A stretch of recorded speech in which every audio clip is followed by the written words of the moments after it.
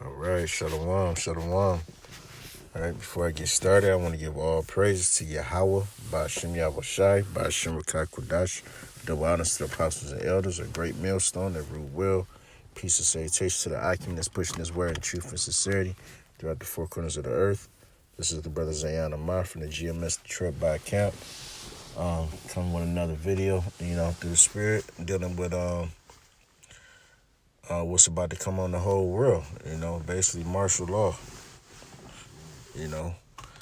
And I got an article here dealing with India, right, where they just rolled it out, I think as of, I want to say yesterday. Let's see here. Okay. Let's see. Yeah. Yeah, dated from March 25th, 2020. So, yeah, that was yesterday, right? But it says here, India, day one, world's largest coronavirus lockdown begins, right? India's 1.3 billion people have been told to stay at home. For some, it will mean starving and an already fragile economy may collapse. And hey, that's the ultimate goal of these elites, all right? The devil, all right? So-called white man, these elites, so-called, go by the Illuminati, the Bilderbergs, Trilateral Commission, whatever have you. But the guys behind the scene pulling these strings, right? Their goal is to collapse the dollar, right? They want this dollar to fall so that they can come, all right, with their new form of currency, which is going to be digital in the form of a chip. That's the time we're coming into to where, right, these international bankers, right, they want to crash the economy so that everyone at some point in time in the near future be chipped, right? That's going to be basically your new form of currency, or that's how you're going to be able to deal in commerce, because again, the dollar's going to fall, you know. Just to read on here, it says India's economy was sputtering even before its leader announced the world's largest coronavirus lockdown. Now the state ordered paralysis of virtually all commerce in the country has put millions of people out of work and left many families struggling to eat. It says on the first day of the nationwide 21-day shutdown of nearly all services on Wednesday, the streets of Mumbai, India's largest metropolis, usually so busy is known as Maximum City, because I guess a lot of business flows through there, right? It says we're silent. Shuttered shops, empty train tracks, closed airports, and indie factories all across the country were signs of the economic impact of the social distancing that the Indian government said was necessary to prevent new coronavirus infections. It said India has reported 606 coronavirus cases so far, but with the population density so high, and the public health system so weak, the Prime Minister Narendra Modi ordered the country's 1.3 billion residents to stay inside to keep India from sliding into a disaster that could potentially dwarf what China, Italy, Spain, and United States and other countries have faced. So yeah, and that's how Esau moves. He moves incrementally. He does things in basic suggestions at first. Offer you certain solutions, and then when that don't work, already knowing is not gonna work, right? Then he forces his hand. And that's what he's done here in India, which I believe is just another test run of what they're gonna do with America, right? Now, mind you, you know India is a well-populated country. As you see here, 1.3 billion people. All right. So to put that in perspective, right, and to compare and contrast to the United States, right? You look up the United States population. All right, as of let's say 2018, so 2 years ago, it is recorded that it's basically 330 million people, right? Now, they have a census every 10 years, right?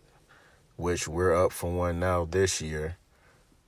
So just doing the numbers, let's say, some people might be off the books, right? According to this number, 327 million. All right.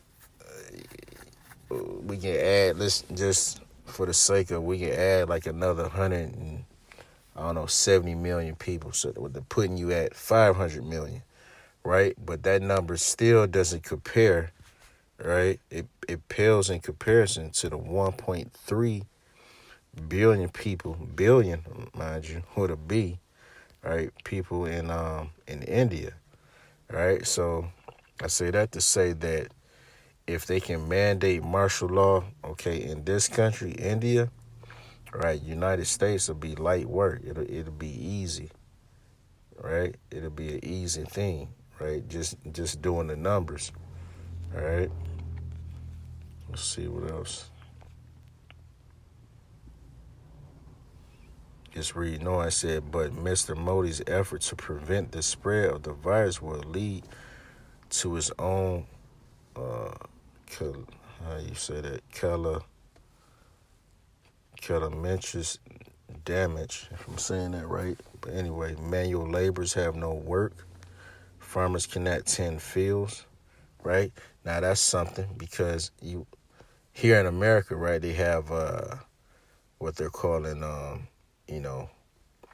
basically, there's a lockdown or shut in, stay in, whatever they want to call it, to where only people that's essential to this economy is allowed to, go to work and, do what they do, right? But here in India, right, it's a actual lockdown, so even farmers can't even tend their fields. You would think that would be considered essential, right? Because they're helping provide food for the economy, and even them or those people can't even come out and tend to their farms. Just reading on, it says online retailers and pharmacists have been harassed by overzealous police officers, right? Countless people have been running out of cash, right? It says the kind of devastation that is going to be faced by the bottom 50% of the workers in the informal sector is unimaginable, right? So this is just Esau, creating a problem, right? Creating chaos, and in the near future, he's going to offer a solution, because hey, if nobody's working, right, no one's producing, right, that's going to ruin their economy.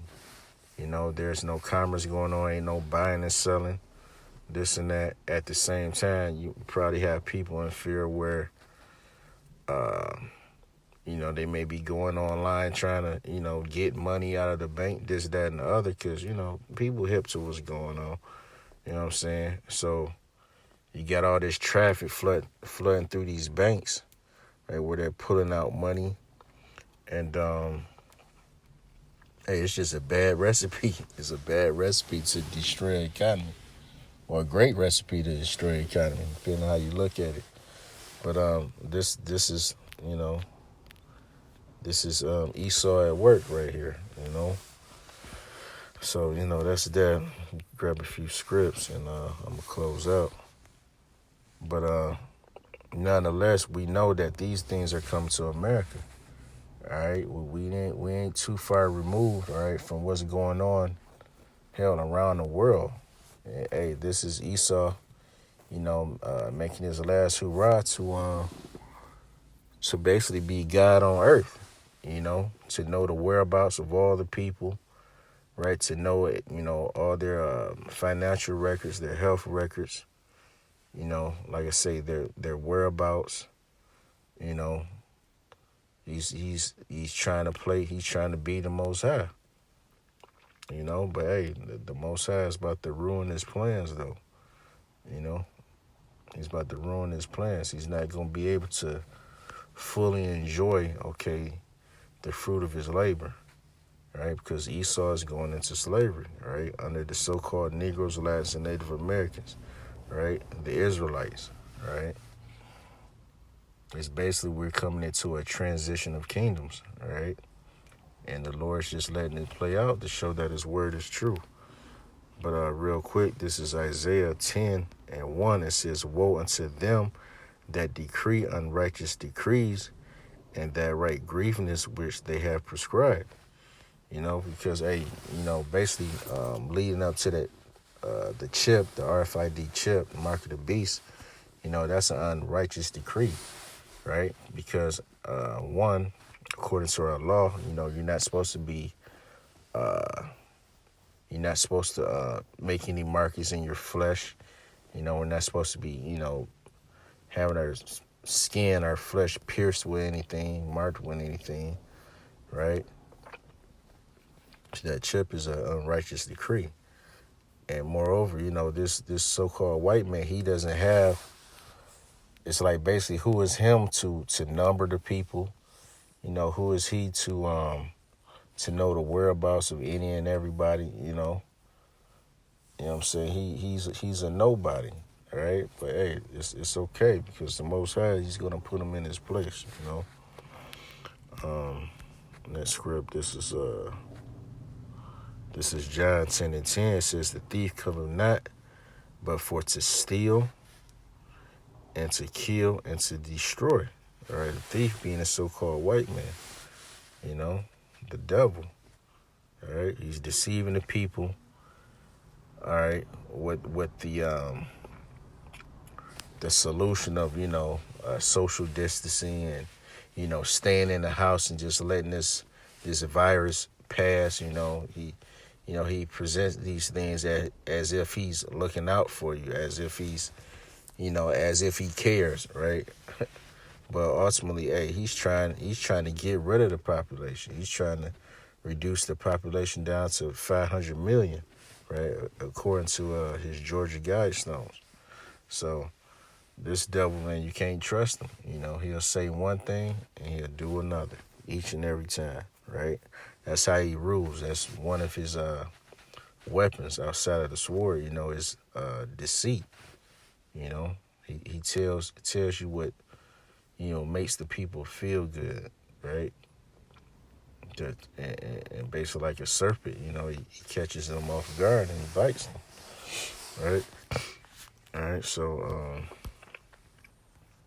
in that script, this is Psalms 55:21. It says, "The words of his mouth were smoother than butter, but war was in his heart." All right, this devil always has an ulterior motive, hey, for what he's about to bring down, on America, it's gonna be unprecedented. The people here that live here, right? You're not gonna see it coming, right? Even though you see it right in front of you, see how he's been incrementally, locking down cities and states now, right? To the point, just like over in India, right? It's gonna be forced, right? Because, right through this order out of chaos, right? Even though you have majority of the people inside, but yet all the while, you still allowing, certain privileges, right? Whether it be, exercising, going jogging, right? Handling their business as far as maybe going to the pharmacy or, getting groceries, going to the bank. Then you still have certain people, right, that's considered essential, right, to society where they're still going to work. So, ultimately, hey, this virus is out here, it's still going to spread. You know what I'm saying? It's still going to spread. So, it's like Esau is he's just creating just chaos. You know what I'm saying? If he was really trying to, fix the problem, he would just tell everybody to stay in the house right from the get-go. But he at the same time he can't say that because the people will freak out, right? They'll freak out, and most likely they would buck up against it. So Esau is basically just buying himself time, right, to set up his regime, set up his military, right, in all these cities, and then he's just gonna roll it out. And by that time, for the American people, it's gonna be too late. Right? He's already got you in the corner, right? You know. It says, but war was in his heart. His words were softer than oil, yet were they drawn swords. So, this devil, even though, he's come with this stimulus package, right, where he's claiming to, help boost the economy and help out, the American people as far as, those that's been out of work, this and that. But, this devil has a game plan, and it's gonna come. It's gonna come. What the you're gonna have to sacrifice. You're gonna have to make a great sacrifice, which ultimately is gonna be that chip. Because him funneling all this money, $2 trillion, so he say, to through this economy, that's gonna crash this dollar. To the point he ain't gonna have no choice but to hit the reset button, and that's basically part of the plan. That's what he intends to do. So Lord willing, this was edifying. With that, I want to give all praise to Yahweh, Ba'ashim Yahushai, Ba'ashim B'Kakwadash, double honors to the apostles and elders, a great millstone that rule well. Peace and salutations to the Hakim that's pushing this word in truth and sincerity throughout the four corners of the earth. Shalom.